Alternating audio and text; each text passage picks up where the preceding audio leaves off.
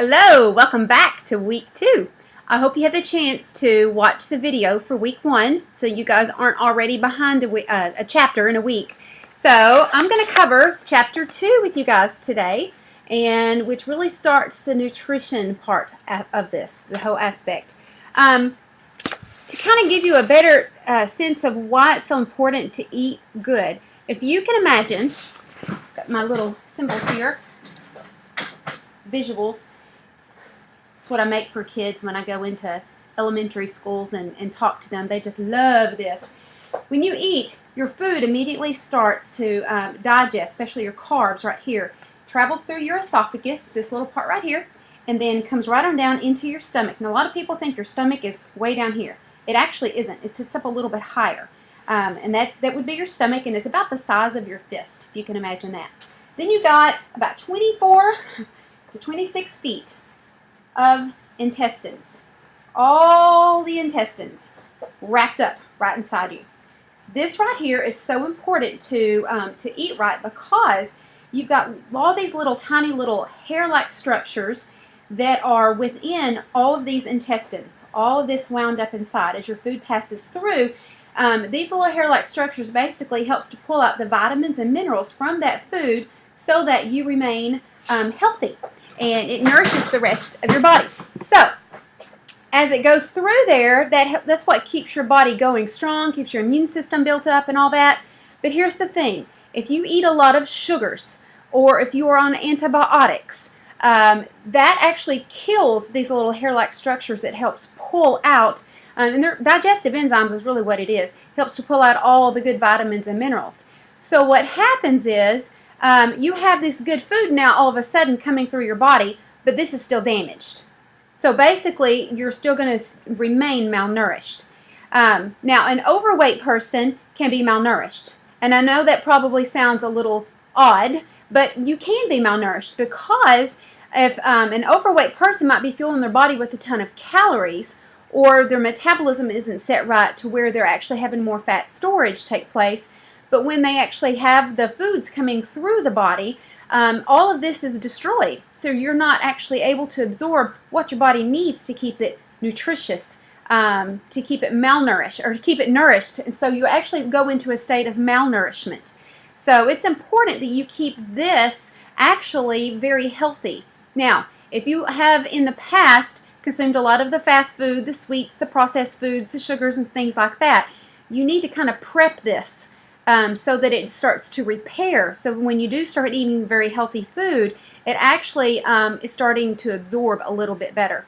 The best way to prep this is to take probiotics, and that basically goes in and really helps out. The kind I really like to take is the more potent kind, and that's the kind that is kept in the refrigerator at our local health food store here in Searcy. There are shelf life ones, or ones out on the shelf, and those are okay to take. But if you can get the kind that's actually in the refrigerated section, they're actually more potent. The higher the CFUs, billions of CFUs, the more potency it is. When I go on a mission trip out of the country, I prep my gut before I go, because if I'm going to go into a third world country, then I know that there's going to, I'm going to be exposed to a lot of things that can really affect my digestive system. So prepping that is important, but also cleaning up what you're doing here in the States. You want to basically go in and repair the damage that's done. So taking probiotics. You might even want to consider taking digestive enzymes for a month to kind of get that also going and moving in the right direction too, as well. So that definitely helps out. So I would start it in that direction. Now, before we even dive into the actual nutrition part of it today, when you look at chapter 2 here, the first page talks about hurdles and barriers. Now, I kind of briefly talked about it in this last recording for week 1, but let's flip to the back of it right now and let's take a look at it.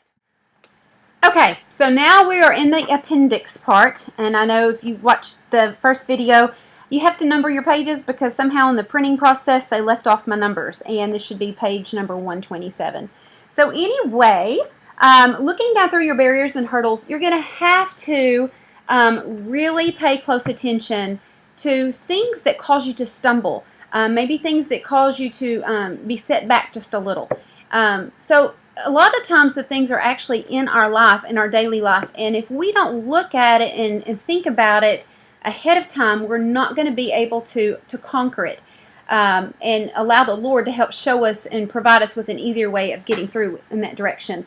In a way, I kind of like to look at it too, and I think I gave you this example for the last week. We don't just send our men overseas without mentally and physically preparing them. Now, they're not like 100% prepared when they go. You know, never really know what to expect, but at least you are put into that mindset. So when you go into your battle, such as family potlucks, reunions, get-togethers, church, potlucks, whatever it may be, at least you'll know how to handle it before you go into that battle. And it's a battle. It's a mental battle, especially if you're really trying to stay on a meal plan. So just to kind of go down through here, cleaning out the junk out of your pantry to avoid any type of temptations. I'm going to put on my specs because I'm getting a little bit old here. Have to have my bifocals. The first thing to look for, what are you going to do to work on this? And how often? Think about it. Are you going to try to work on it every day? Is this something that you just need to, maybe do it in a couple weeks because you're not ready to give up some of that junk food? The next one, are there any constraints or barriers for your plan? I'll tell you right now, there can be restraints or barriers like little children. If there is junk food in there and they want junk food every once in a while, let's just say some Chips Ahoy cookies or something, that could be a possible barrier for you. When I pack my kids' lunches, they have to choose one vegetable or one fruit along with their sandwich, which is made on whole wheat or the whole Oro wheat or Ezekiel bread. And they get to choose one sweet or one salt. That's how we phrase it. So if they want the Chips Ahoy cookies, then they're going to be in there. If they want the chips as their choice instead of having a sweet, they want the salt, it's going to be in there. So, if that's going to be a problem for you, then we've got to think about how we're going to deal with this when we come home from work and we are stressed, we're exhausted, we're just frustrated, or something's going on. It just was not our kind of day, and we just want to give in to those chocolate chip cookies, those Chips Ahoy cookies. Think about, how are you going to handle this battle as you go through on your journey? And keep in mind, it is a journey. What can you do to make it easier to reach your goal? What could I possibly do? One, I know where it's kept, so it's going to be hard to tell the kids to go hide it from me because I'm the one that packs their lunches. They tell me what they want, and then I pack it. So this is going to be more of my thing. I can't just go and hide it. I can't just hide things in life because I have a hard time dealing with it. I'm going to have to hit it head on. So how am I going to deal with it? Well, it's limited in one tiny spot in my pantry. And when I'm frustrated or angry, I'm going to have to think of a different way of dealing with it. For one, I probably don't need to go to my kitchen. For two, I probably need to go put on a pair of walking shoes and go out and just talk it out with the Lord. Get the stress, get the anxiety, get the worry, get the frustration, whatever it is that I might be dealing with for that day, get it off my chest. Let Him hear it. He needs to hear it anyway because He's the one that's going to guide you the best, better than anybody else. So don't take it out on your body. Just lay it all out to God. The last one, when do you plan to have this mastered? I really don't know if we can truly say we're always going to have this mastered. And I hesitated using the word mastered. But really what I'm trying to say is, when is it going to become a healthy habit for you to where you don't have to think about it? It's a breeze, easy breezy. So think about, this is a bunch of different hurdles. I think I covered the different ones last week. I want you to pick a couple hurdles each week and start working on them as you work your way across. Work on them. If you hit a barrier, don't just give up. It's not the time to give up. Ask the Lord, what's the best way? What's the best way that we can go around this? Ask your significant other. What can I do? Lean on your friends. Get answers from them. Use your Facebook site in order to spit it out there and get all kinds of advice on what can I do with this certain situation. So lean on each other. That's the big thing. That's the good thing about you guys being in this and all at one time. Now we're going to go back to chapter 2 and turn back there with me, and then we're going to finish up. All right, we're going to talk about some portions and then get into the meal plan. I just need you to know that just because you're eating healthy doesn't give you the rite of passage to eat all you want. God created this wonderful, delicious food for us. You know, He gave us this craving, this, the sense of taste. You know, we're gifted with that. So it's great to go on and dive into the blueberries, the strawberries, whatever you want to call it, that really tastes good, where you can actually taste the natural sweetness in it. But the big thing is you want to watch your portion sizes, because too much of a good thing can end up being a bad thing. For instance, avocados are wonderful for you. Did you know it takes 9 months to grow one avocado? Avocados are very healthy for ovaries. How long does it take to have a baby? 9 months. See, God has a good sense of humor. But avocados are very, very good for you. In fact, about 1/8 of an avocado is going to give you about 5 grams of fat. So there's about 8 servings of fat in one avocado. It's very good for you, but you've got to limit how much guacamole or how many slices of avocado you might put on your sandwich, or mix up with mango or whatever else that you might want to mix it up with. You've got to limit it. So too much of a good thing can end up being a bad thing. So that's something you've got to really take into consideration when you're looking at your portion sizes as well. On the page, let's see, 26.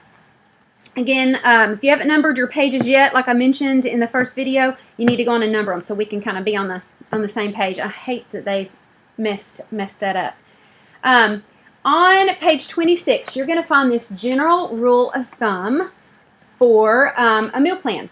Now, I do want to tell you, when I sit down with a client, first of all, I've already collected their age, height, weight, and their current activity level. And what are their goals? What do they want to shoot for?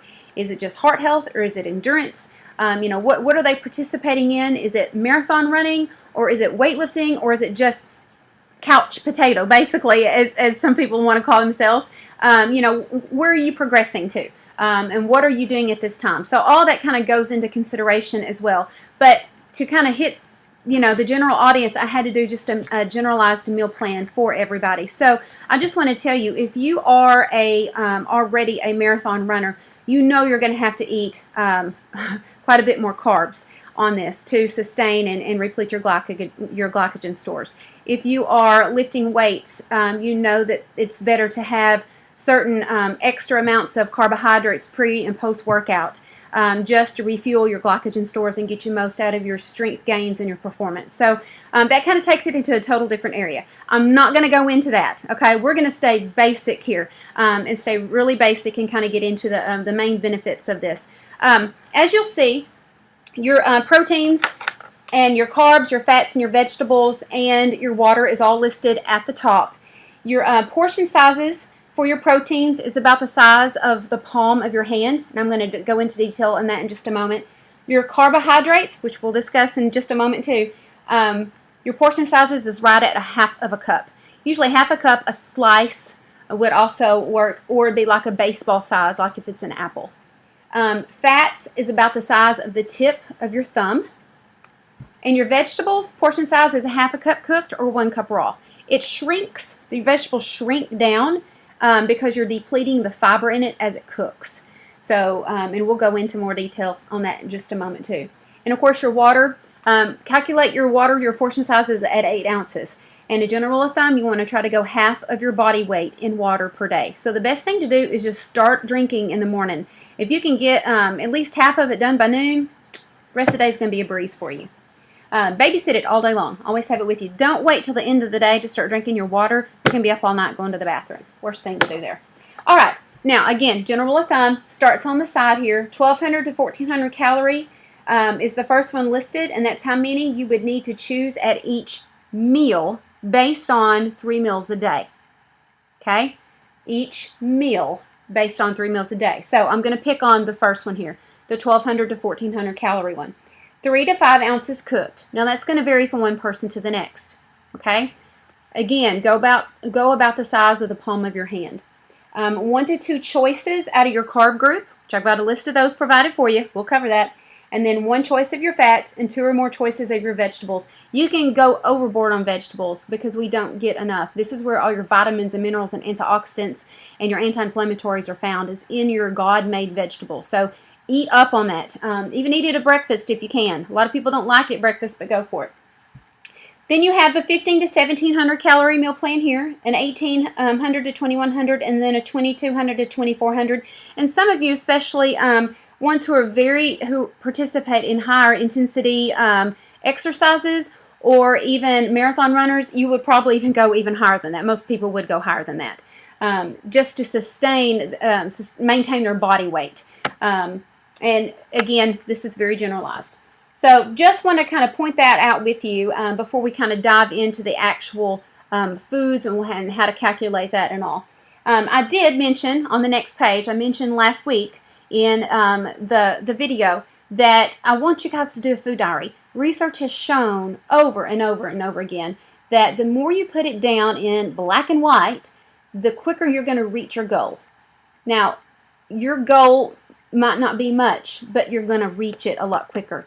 You have to have a focus. You know, something that I use with some of my clients is, if I have this 500-piece puzzle here, and let's just say, I said, can you please put this puzzle together without looking at the front cover? Would it be very difficult for you? It would. If you worked on something little bits at a time with a focus in mind, a goal in mind, your focus, your goal, you're actually going to get there to where you want to be so much quicker if you didn't have it written down in black and white.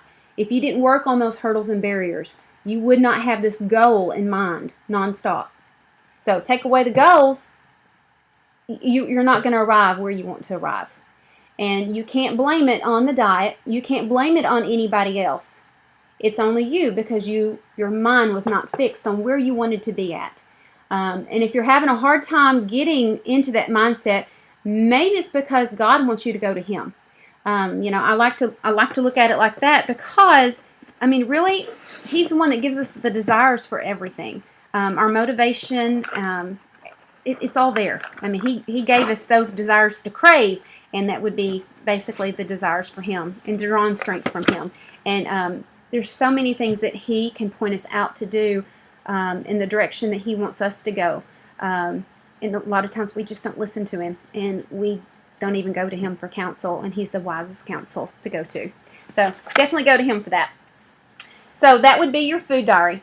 Now we're going to flip to breaking down the food groups. Okay, the very next few pages we're going to really dive into the actual foods and the reasons behind all the foods and why you need to eat all that. There's a reason why God made each individual one, and there's 3 basic food groups in which we're going to call them macronutrients, and that is your carbohydrates, which I'm going to refer to as carbs. That's your proteins, and that's also your fats. Let's dive into the proteins first.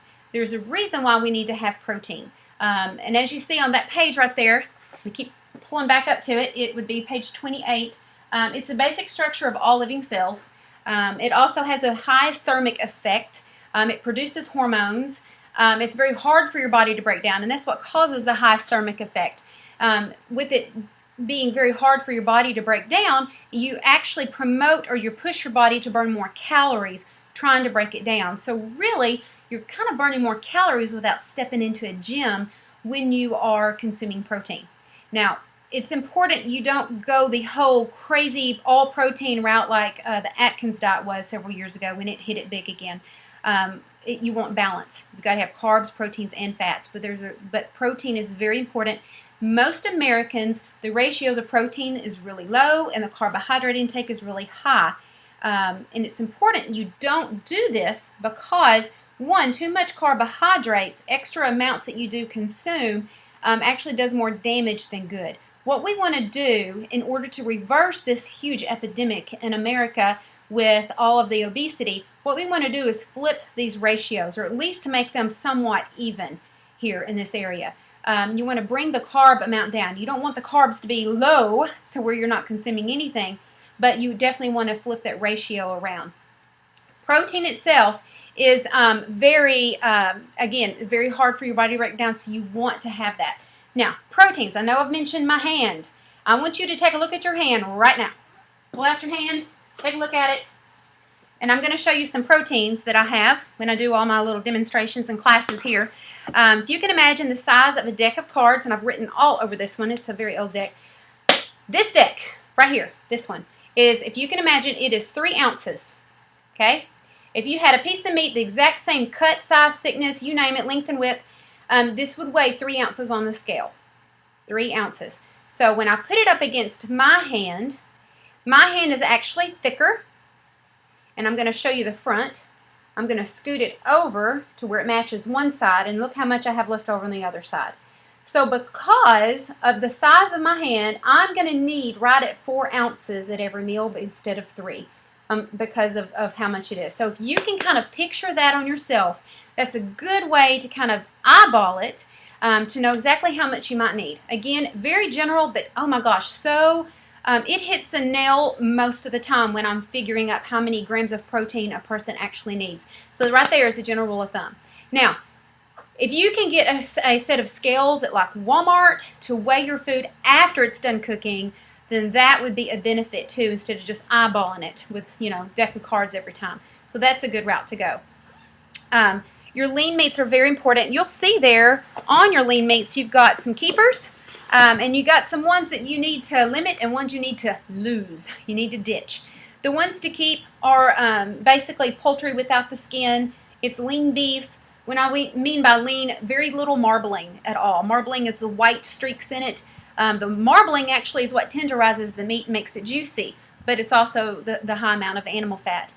Your fish, your lean pork, poultry without the skin, that means, any of your turkey, any of your chicken, that would be great to have any of that. Limit the sausage and the bacon, because your sausage is really high in fat. It's got a lot of protein in it, but it's very high in fat.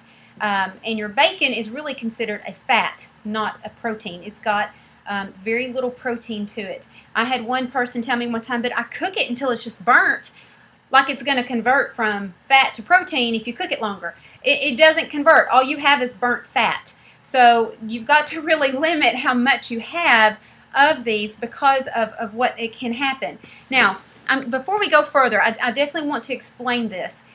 For years, the American Heart Association pushed no animal fats, no animal fats, no animal fats, because it brings on heart disease. Well, research has been showing through the years, and I'm so glad it's finally surfaced and hit really well. If you can compare back to years ago, back when our great-grandmas were in the cotton picking fields and picking cotton and eating lard, they lived to be 90, 100 years old, and they were fine. But what happened, if you compare back then to what we have now, back then they didn't have fast foods, they didn't have processed foods, everything was handmade, they worked to earn their calories. It was just different, totally different. And what causes inflammation, or what happens with this heart disease, number one, it's not just the animal fats, it's actually the inflammation that takes place within our artery lining. This inflammation is actually promoted by processed foods, sugars, being around smoke or smoking, a bunch of junk, trans fats, hydrogenated fats, it's like putting plastic in your arteries, all these things that are now chemically done in a lab and put in on an ingredients list that's basically found within the aisles of your grocery store, not the outside, outside area, but the inside aisles that are boxed, quick fix, you name it. Those are the things that actually cause inflammation within our arteries. So when you do go and eat animal proteins or animal fats that's within your animal proteins, the fat from that comes through the arteries, and because you don't have smooth arteries, they are inflamed now because of all the junk that's gone on in your body. You have this inflammation going on that acts a lot like Velcro. So you have the fat coming through and clings to this Velcro, and when it clings to that Velcro, it starts to build up a plaque type formation, and it gets to be very filling, to the point to where if your arteries were naturally this big, they would start to shrink in the amount of size that they actually have for the blood flow to come through. And when that happens, you have very little space for that blood to flow through. Therefore, blood pressure goes up, heart disease risk goes up. You have to really pay close attention to salt because salt holds in all the water, makes the blood pressure go up even more. I mean, there's just so many things that all of a sudden, boom, boom, boom, goes into factor because of that junk, basically, that caused the inflammation. So, if you clean out your body, so to speak, for a period of time, for some people it might only take 6 weeks to clean it out. Some people it might take several months to clean it out to make the arteries smooth again and get rid of that inflammation.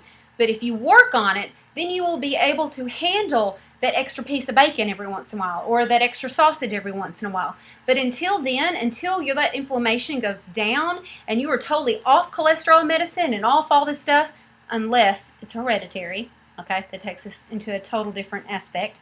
If it's all lifestyle-induced high cholesterol, lifestyle-induced high blood pressure, we've got to clean it up, okay? Until you clean that up, you need to probably avoid things such as animal fats because that Velcro effect that's going to take place, because that definitely shortens your lifespan even quicker. When it hardens up like that, it's a heart attack, especially if it hits here. If it hits in the legs, it's a blood clot. If it hits it in the brain, it's your stroke. So you want to avoid those as much as possible. The next one here is in the losers bracket, of course, is your chicken nuggets. Your fried meat, your highly marbled meat, like what I talked about, all the white streaks in it, processed meats, and skin on the meat, and hot dogs. Let's talk a little bit about your processed meats. I had the privilege one time of getting a tour of a meat packaging company, deli meat packaging company. And I guess the guy thought that it would change my mind, my whole perspective about how things are processed, because I'd always said, not going to go there. Well, it confirmed it even more, and it honestly made me sick to my stomach just walking through that processing factory. It had all the chemicals added to it, all kinds of different parts, leftovers, not to gross you out, but I'm going to be blunt with you, leftover animal parts, all gone through this pureeing machine that mushes it up. They add water to it mixed with all kinds of everything else into this massive, huge pot that you walk up on steps and look into, as it has this thing that swirls it, and then they add food coloring to it. And then all that shoots out into tiny little things that are long tubes that they haul in to an oven to sit and cook for 24 hours before it goes into a cooling room, before it goes into another room, before they slice it up and then package it. It's just gross. The best way I can put it. So whatever you've heard about the hot dog packaging companies, I would probably say that you've probably heard right. So anyway, there is one company, or there's one brand that I will, as gross as it may be, they don't add all of the preservatives and things like that. And that would actually be, let me grab it up.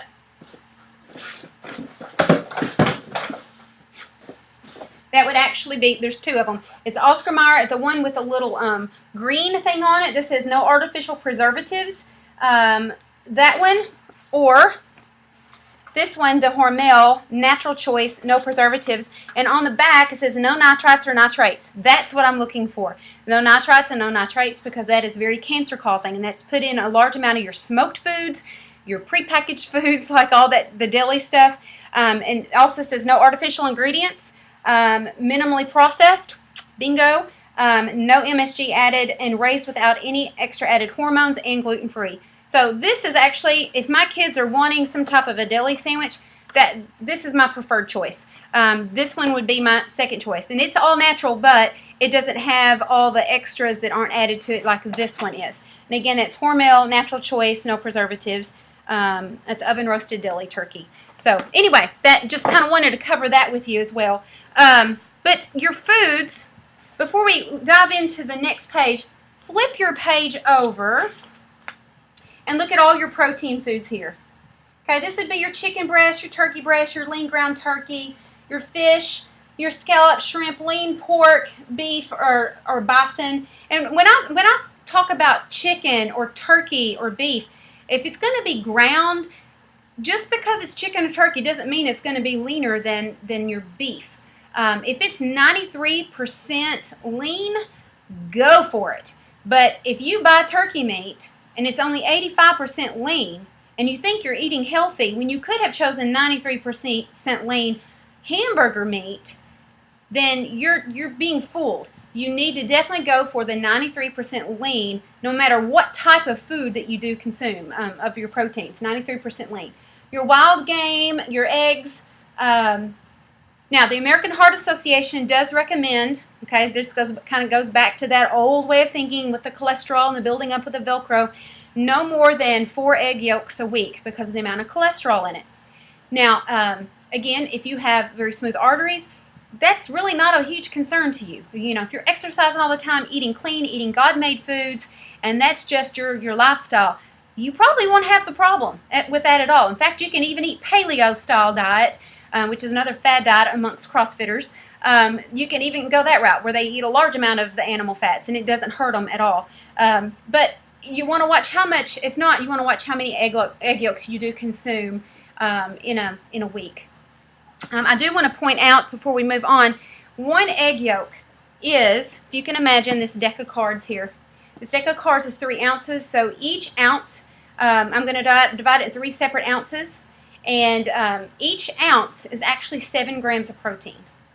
Okay, so this deck of cards is 7 grams of protein. Remember, in my hand, I need about 4 ounces, so I need actually about 28 grams of protein every time I do sit down to eat my meal. Okay, about 28. That kind of gives you a general rule of thumb about how much you do need to shoot for, especially if you're going to dive in and get out a scoop of whey protein. That's how many grams you need to shoot for. So, you know, however much you definitely need. But on the egg, now a full egg is actually going to give you about 7 grams of protein, only a third of that deck of cards. Okay, 7 grams. If you took away the yolk and you replaced it with another white, you'd still have just 7 grams of protein. But it'd be a lot less in calories because you took away the fat. Okay, because fat adds up a lot more calories. If you had one full, if you needed basically a deck size, 21 grams, you're going to need 3 eggs. Sounds like a lot, huh? 3 eggs. That's actually an omelet. So 3 to 4 eggs. I would actually need 4. Another way to kind of look at it too, if I'm going to limit my cholesterols, I do want to have a little bit of cholesterols coming in because your cholesterols actually help to produce some of your hormones. So you definitely need a little bit, but I would definitely limit it if you're having some heart issues that you haven't cleaned out those arteries and gotten everything straightened out yet. But what you can do is consume 1 full egg for a third of that deck, and the rest of your grams can be just egg whites. So that way you can get a little bit of yolk, and the rest of it be a lot lighter on the calories, but yet you're getting your protein amount in. So that's just another way you can kind of look at it and work around it and get it that way. I would not totally eat egg whites nonstop all the time. You know, it's okay to have that egg yolk mixed in every once in a while. Actually, that's what I do, so I mix it in together. Of course, your tilapia, that's about 3 ounces of tilapia, about 3 ounces of a hamburger, 3 ounces of wild-caught salmon, preferably wild-caught, because wild-caught tends to have higher amounts of omega-3 fatty acids. If it's farm-raised, you're not going to have as much fatty acids in it as all omega-3 fatty acids. Omega-3s actually help to prevent against heart disease. So it's really good to consume those. Farm-raised, avoid. So wild-caught, eating off seaweed or krill, you know, those type of fish, those are the ones you definitely want to try to consume. Of course, any of your chicken or your turkey definitely would fall underneath that category as well. Let's see, your cottage cheese, plain fat-free Greek yogurt. I do want to show you that. There are, just bear with me as I turn around and pull things off of my little shelf back here. Wk brand is one that I like to use, and also Oikos brand is another good one. Now, I will tell you that your plain Greek yogurts are very high in proteins and a lot lower in carbs. In fact, let's just take a look at it. This one here, this one container of Wk is 17 grams of protein and only 4 grams of fat and 8 grams of total carbs. This is plain. If you go fat-free, it's going to be less than that on fat grams, but about the same amount for your carbs. If you get a flavored yogurt, the total amount of carbs is going to go up. So do keep that in mind. It actually kind of puts it from a a protein category and shoves it over into your carbohydrate choice category when you purchase it with flavorings and vanilla and all that added to it. Now, I will tell you, if you've never had plain fat-free Greek yogurt before, if you don't like sour cream, you won't like this. This is a great replacement for sour cream if you're wanting to make homemade tacos.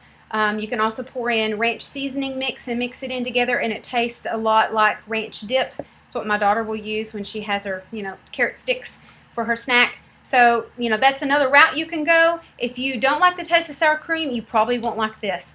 Honestly, this took me just a little bit to kind of get adjusted to, and I'm willing to eat anything because I look at food as medicine. So, but it did take me a week or two to kind of get adjusted to this type of taste because it's so different. And now I love it. Now I'll throw my own blueberries in it and call it good because I have my protein and then I have my carb because I have my blueberries. So anyway, that's another route to go with that area too. Then now you've got your whey protein powders.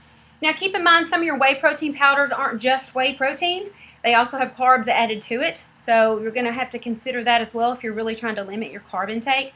And really the best time to consume whey protein, it's fast absorbing, a lot faster than casein. Casein is very well known to, it's best to be consumed at bedtime as your bedtime snack because it's very slow digesting and you don't want to consume a carbohydrate right before bedtime because that actually promotes fat storage.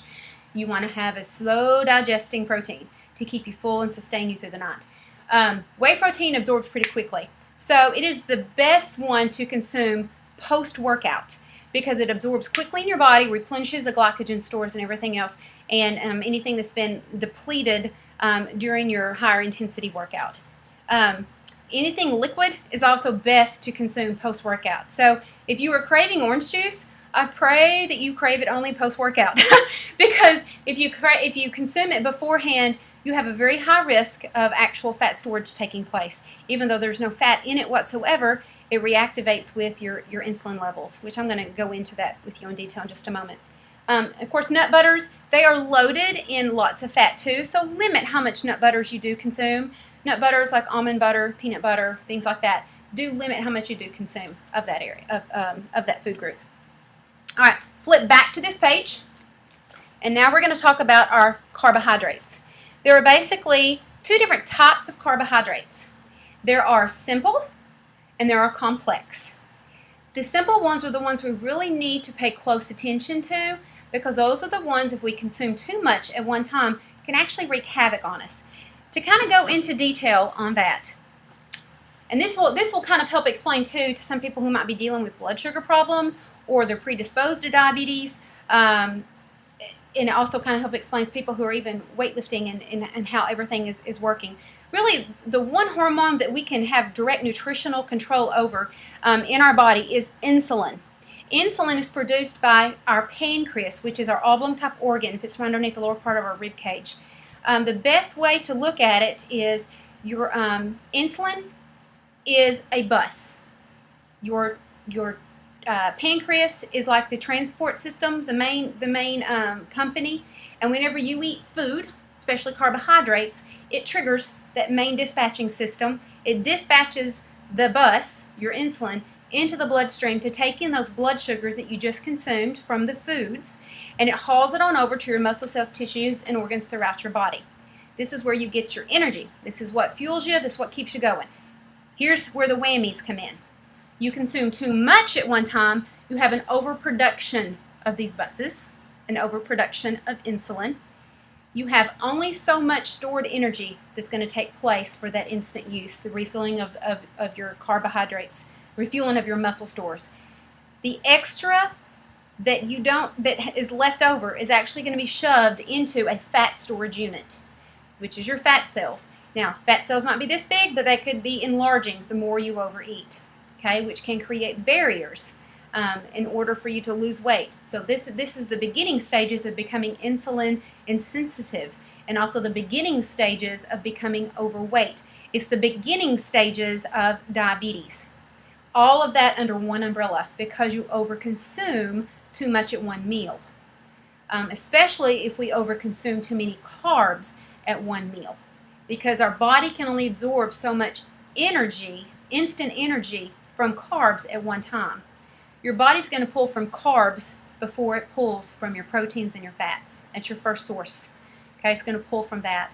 So it's going to pull from it, and then you have all the fat storage waiting over there that has to be tapped into through physical activity. So just knowing that, it's very important you limit how many carbs you do consume at one time.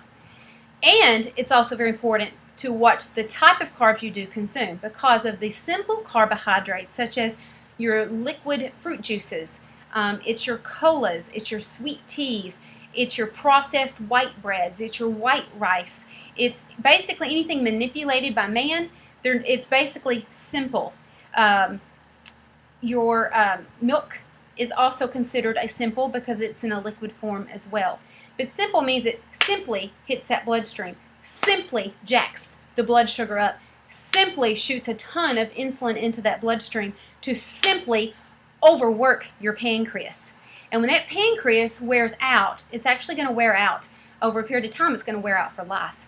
And when it starts to wear out for life, it's going to quit producing this bus or this insulin. And what happens is your blood sugars start to rise. And that's when your doctors will diagnose you with diabetes. So we want to prevent that from even happening. We want to stay way away from that territory as much as we can. So never over-consuming at any meal. Limiting the amount of simple sugars that you do consume. The only time that I would ever recommend anybody to consume one of those simple sugars would be right after your workout, because your workout jacks the metabolism up. You've got glycogen stores that are depleted, and it's going to burn up those simple carbohydrates very rapidly. So there's no chance of it actually going into fat storage or overworking your pancreas. Now, the other carbohydrate group is called complex, because it's very complex for your body to break down. It's very difficult because there's lots of fibers in it. It's got crunch to it. It's more God-made than man-made, man-manipulated. And those are the ones you definitely want to hang to. You want to cling to those. Let's break it down here. Your potatoes, whole grains, your beans, your peas, your brown rice, raw fruit with a crunch. Okay. Homegrown corn, and I say homegrown because you don't want any GMOs, anything like that that's been manipulated to it. You definitely want to limit the raw local honey. Now, raw and local honey is wonderful for building up that immune system, especially during the cold winter months. It's great to put it into freshly brewed green tea because it boosts the respiratory immune system up. Wonderful, but it needs to be raw, meaning not cooked or heated above 118 degrees, and it needs to be local, within about a 45-mile radius of your home, because you want to consume the honey from that's made from bees that you are exposed to in the same pollen area. If you are living in Texas and you get raw honey from California, the bees there are exposed to total different pollen than what you're exposed to. So not going to build up your immune system when it comes to, the congestion and the respiratory tract and all that. So you want to get raw and local. If you heat it above 118, it actually kills all those enzymes, the medicinal benefits that you need. So you still want to limit how much you do have of that raw local honey. About a tablespoon is considered 1 carb.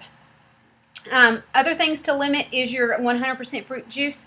And again, it kind of breaks it down. The fructose, it just jacks it up very quickly.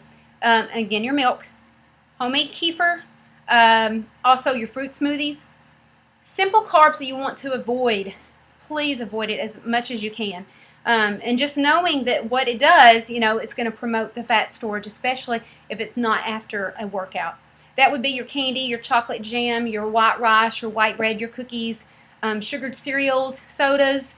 Of course, any of your genetically modified things, you really want to avoid that too. That's genetically modified wheat and corn, because that can actually wreak havoc on your metabolic hormones. So that opens up a whole nother can of worms that I won't go into. It would take way too long, but there's tons of information on the internet.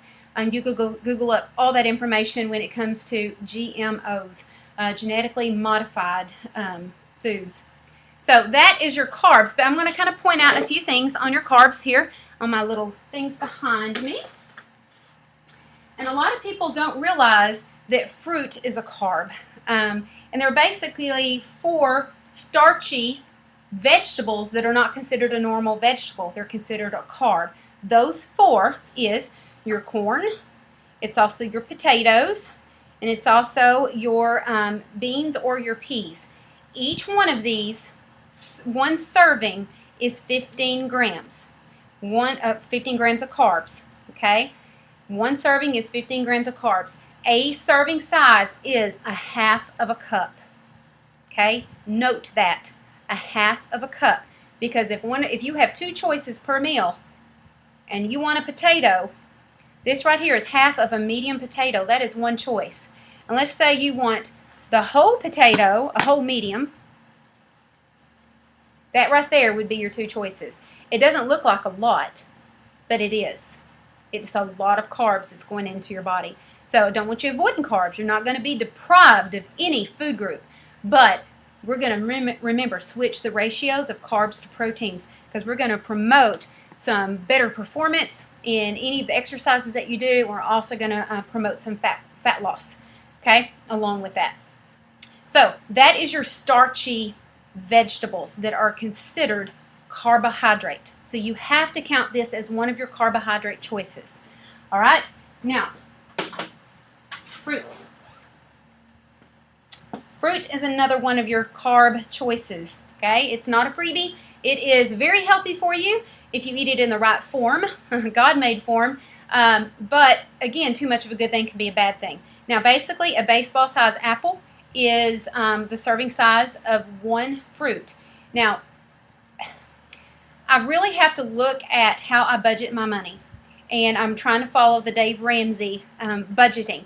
Well, your apples tend to hold about 44 pesticides on them.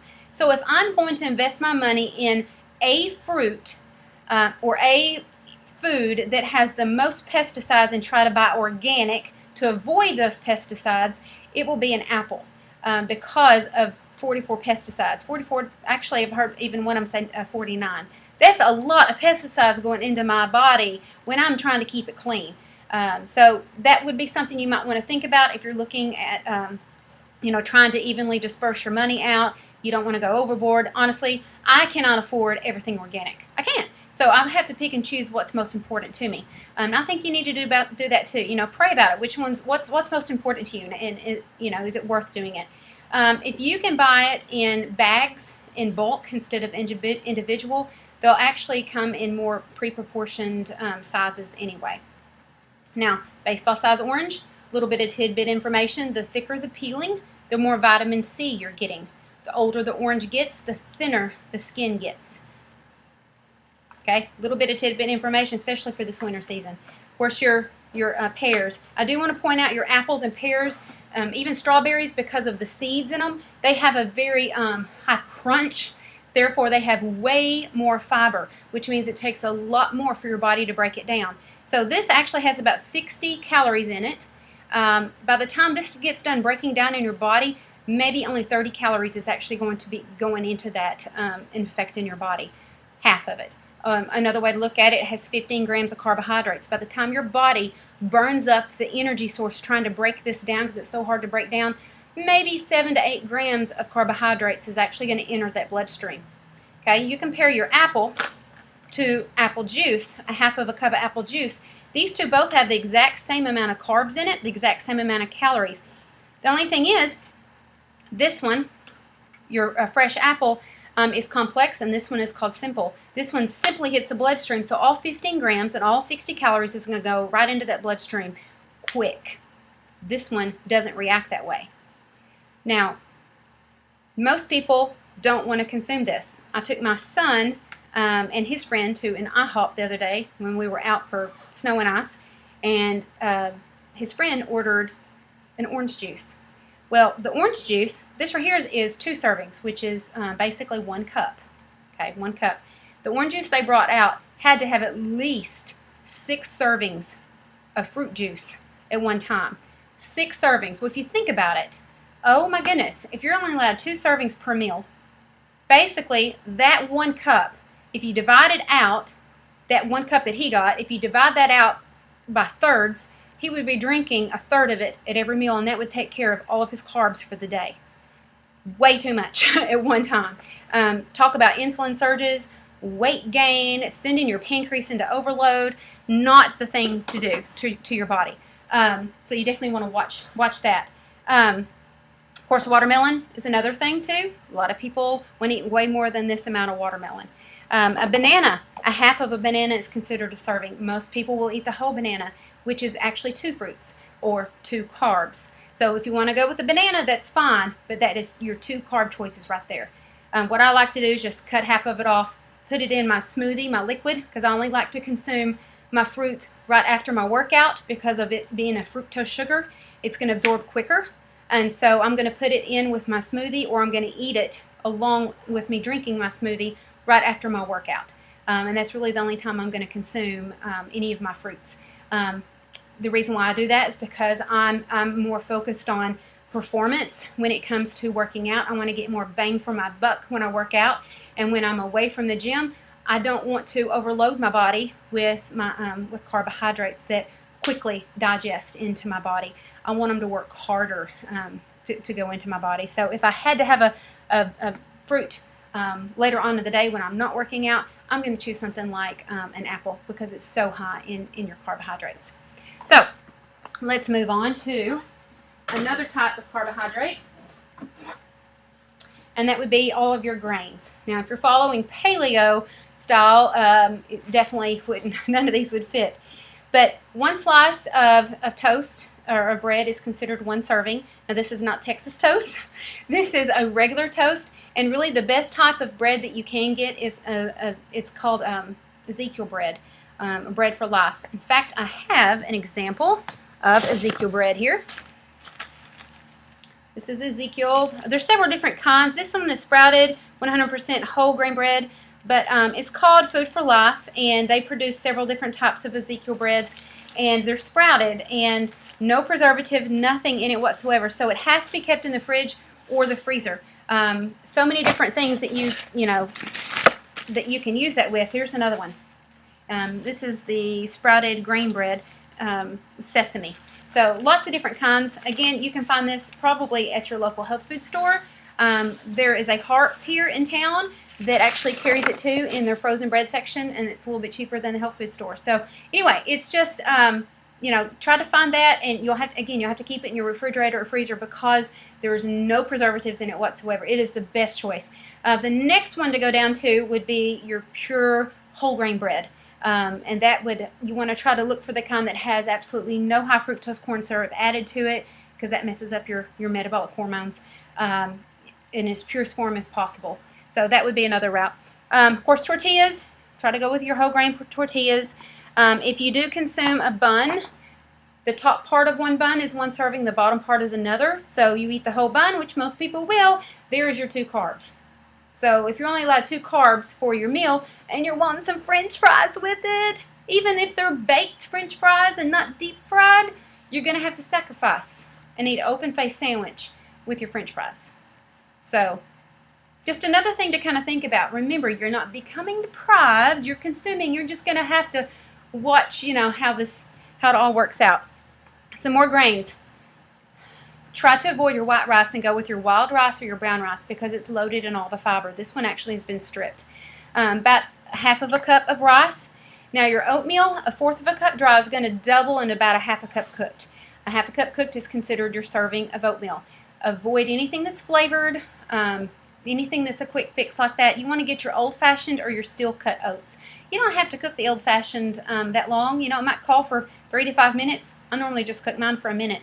I don't like it mushy, so I like the texture to it. So anyway, that's another way that you can get a good grain in.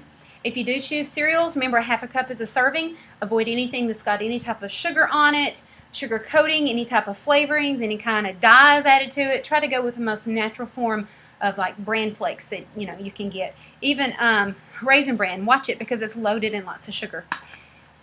Another grain is your spaghetti. This would be your whole wheat spaghetti, 1/2 cup cooked.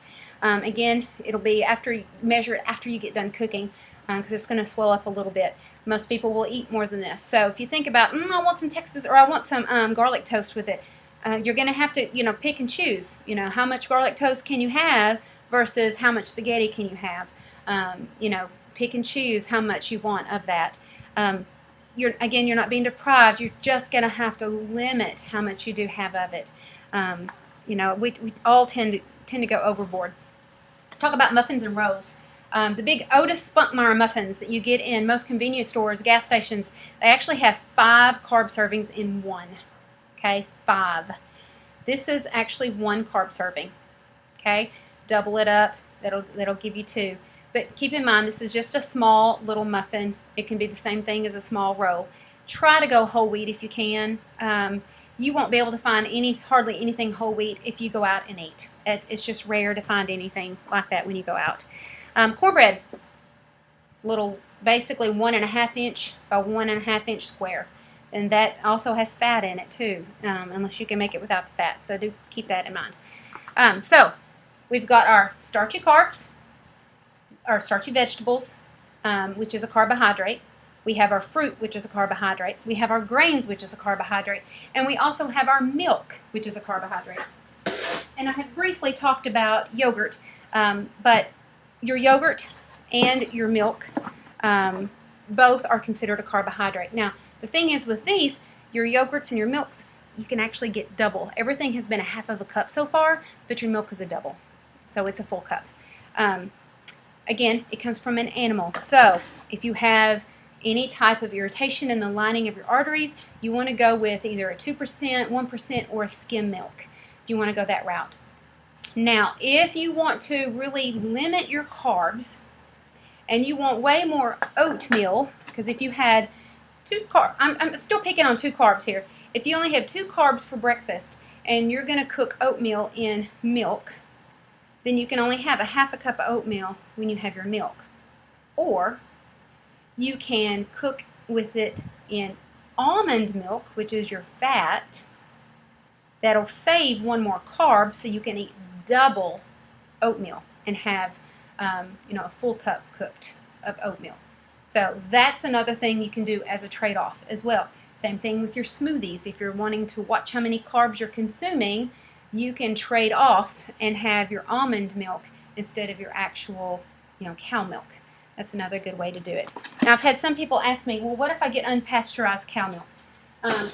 That is great because it actually has enzymes in it that your body needs, because the milk that we buy in our grocery stores have dead enzymes in it.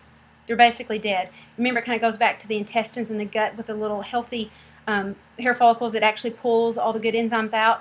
If you have access to unpasteurized cow milk, then go for it. And some people are probably going, ew. That's actually what our great grandparents who did all the cotton picking grew up on. So anyway, it kind of goes back to natural gut health. The pasteurization, all it does is prolong the extra shelf. All right, our last category is fats. And fats are listed here. They're very important. Do not avoid fats at all. You definitely need fats. They actually help to produce hormones. They help in absorbing certain vitamins and minerals that can only be absorbed in the presence of a fat. So it's important you definitely stay on target when you are consuming fat. You never want to overconsume, but you need to have those fats. Good fats are in the keep area. That's your extra virgin olive oil, it's your virgin coconut oil, grapeseed oil, avocados, nuts, and seeds, and the good fats you get from fatty fish, or you can take fish oils, especially your wild-caught fish, that would be great, are also listed there too. You do want to limit cheese because it's pretty high in fat. Your peanut oil, vegetable oil, sesame seed oils, you definitely want to limit those as well. Of course, we've already talked about some of the things you want to lose, ditch, get rid of. That would be like the skin and the highly marbled meat. The creams, the cream cheeses, the whole milks, watch that, and your sour cream. Now let's talk about, and remember your sour cream, substitute for that would be your plain Greek yogurt. Now let's talk about your butter. If you had a choice between butter and margarine, ditch the margarine. I want you to consume real butter. Your body can actually break down real butter, and it has a very difficult time, and most of the time cannot break down chemicals, which is basically margarine. So stay with the real thing. Stay with real butter, and that'll definitely take you places. On the next page is your healthy fats, and that lists a ton of different healthy fats that you can consume in order to stay on the right track when you do choose your fat intake. like macadamia nuts, pistachios, sesame seeds. Again, a general rule of thumb is about the size of the tip of your thumb. That usually equals to about a tablespoon. That would be considered 1 fat serving. So if you're feeling like you're fatigued all the time, you might need to increase your carbs a little bit, possibly fat a little bit. If you're hungry a lot, it might be because you might need to increase your fat just a little bit more. Again, this is such a general meal plan that that really kind of hits the majority of people, but not for ones who are doing any type of special activity or anything. The rest of this, I'm going to let you guys read on your own. This is just some basic good healthy guidelines and facts. Very essential for physical activity, getting your sleep, your water, increase that, your caffeine, decrease that because it dehydrates you. Weight loss is increasing your output while you're decreasing the input, but you don't want to go too low. If you go way too low, below what your metabolic requirements are, you actually will damage your metabolism, and that's not what we want to happen. So I would much rather somebody switch the ratios of from their carbs, pull them down while they increase their proteins, keep the calorie level the same, just the macros are switched off, and really try to do a little bit of high intensity exercise a few times a week, and that will also help to kind of get you off plateaus as well, to kind of get it going. So anyway, do your homework, your daily reflections. Do that at the end of the book after you get done reading healthy guidelines and facts. And there's about 6 questions on your daily reflections for today. And on every daily reflection, I'm having you write a prayer. So definitely want you to kind of really go to God about all this, and because it is a journey, okay? It's a process. It's not boom, overnight, it's going to happen. It is a journey. So I'm excited for you guys, and very anxious to hear how everybody's doing and what's going on, and I look forward to talking to you next week.